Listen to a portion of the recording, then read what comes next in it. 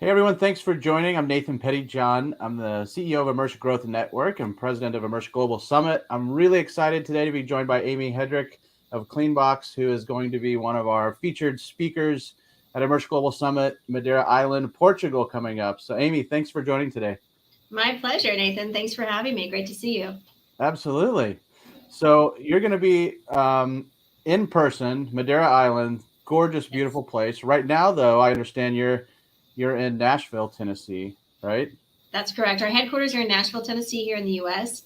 I'm at one of our Nashville offices. We have a few other people that work here in Nashville, and the rest of our team is remote. So we have Awesome. a good hybrid. And to your point, I'm very excited about Madeira Island for a lot of reasons. And one is just it's so great to see people in person finally after a while, a couple years. Absolutely. There's nothing like that in-person experience.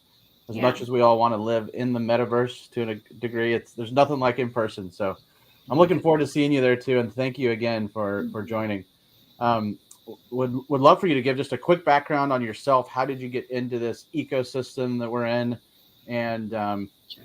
yeah, and how the Well, clean I've loved the technology for a very long time, and I want to think back probably almost 10 years ago now.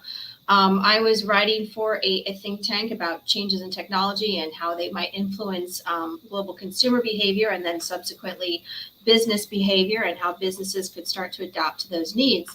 And I was able to just kind of see how VR had, at that time, it was just pretty much just VR, had really grown into itself. I felt like the tech, the promise was starting to, the possibility was starting to catch up.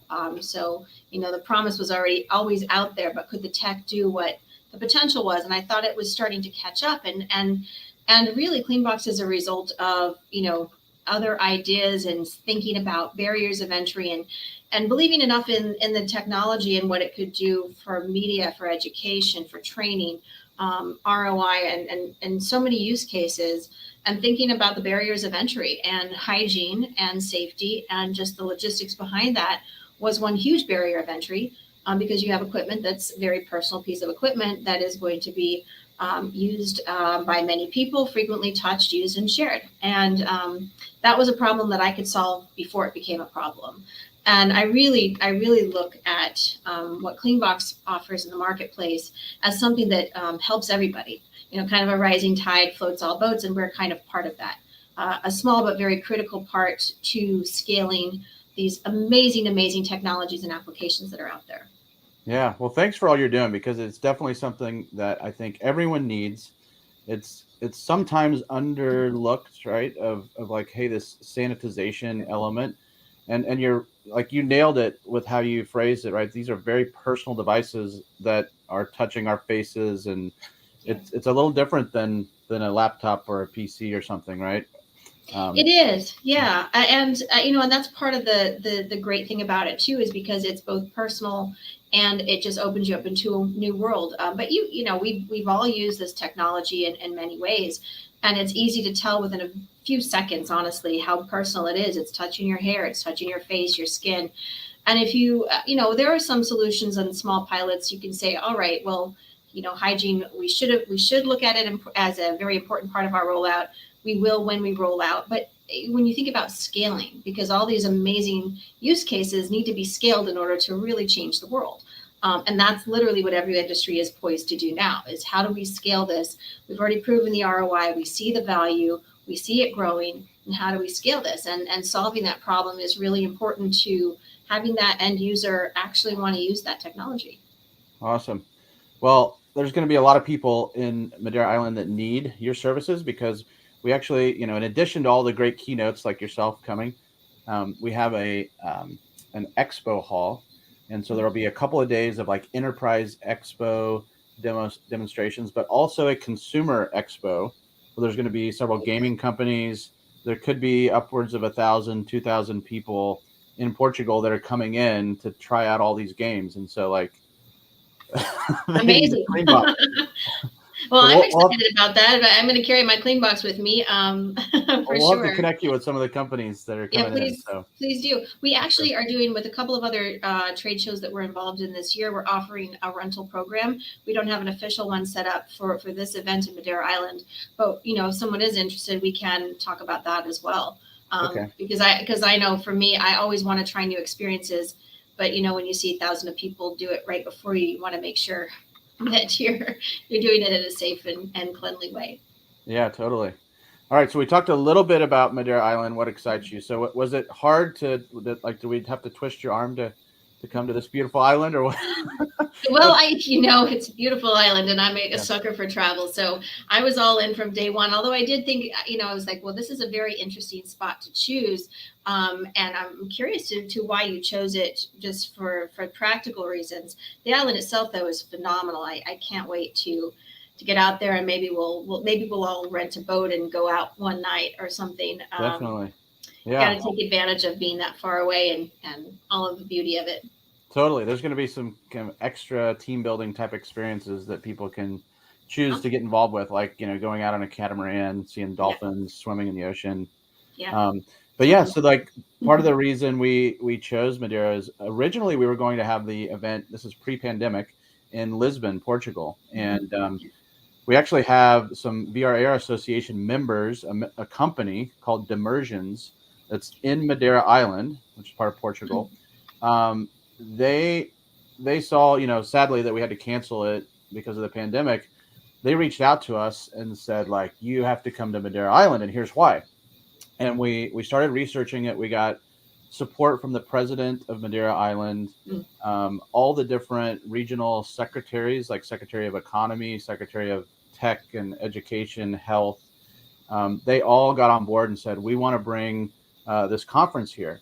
Mm. And so, like a lot of people, initially we were like, is this like a small secluded island that, like, is the infrastructure there?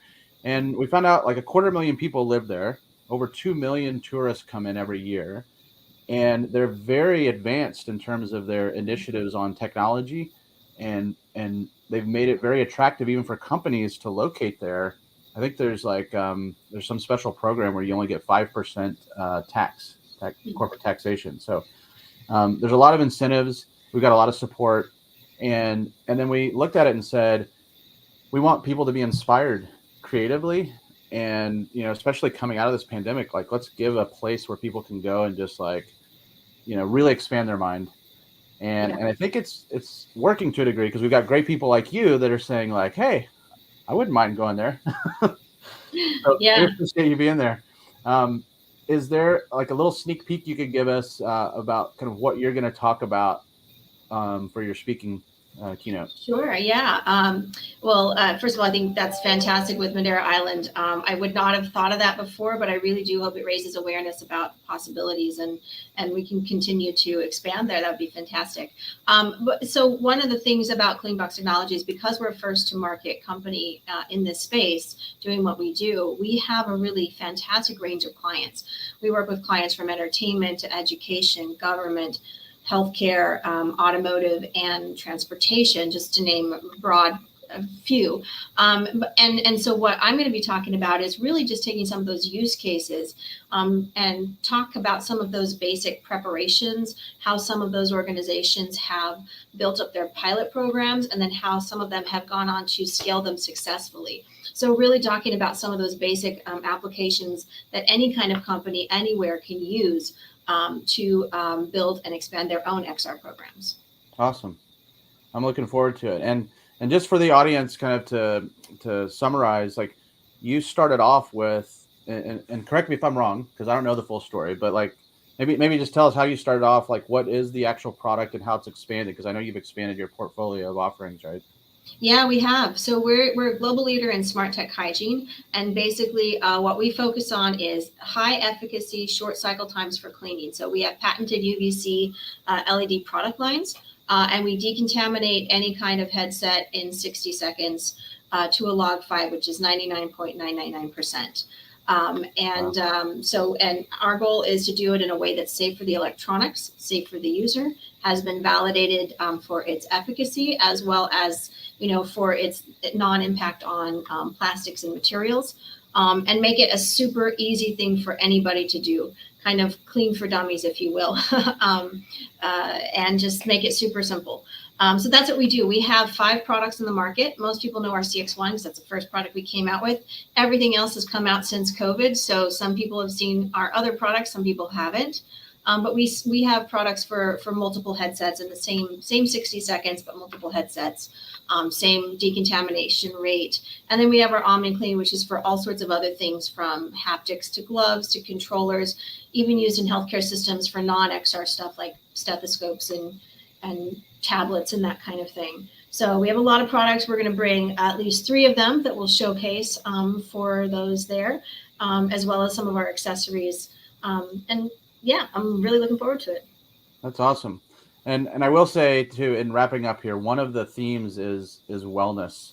And you'll find when you come to Madeira Island, there's like a commitment from all the people, the government, the businesses, that there's this really nice balance of mental and health wellness, with the beauty and the nature that's there. It's just kind of built into the psyche of everyone, in addition to being innovative. So I also wanted to comment quickly on your sculptures that you have in the back there, which are part of that whole my Zen animals. Let's see. Can you see? Yeah. I have a Zen dog and a Zen cat. Awesome. And they're well balanced between my everything else. So yeah, I love it. Balance, I love it. Balance is important. I think that's true. And if nothing else, the pandemic is definitely, on a personal and business level, that balance is really important too. So yeah, I love the theme, and I'm very, very happy to be participating. Really great, to be able to see some of these companies that either I haven't seen them in a couple of years in real life, or maybe some of them I've never met in person. So if you're out there, I can't wait to meet you. Can't wait to see you, and really looking forward to it. Awesome. Thanks again, Amy. Look forward to seeing you there. Thanks for having me, Nathan. Yeah, absolutely.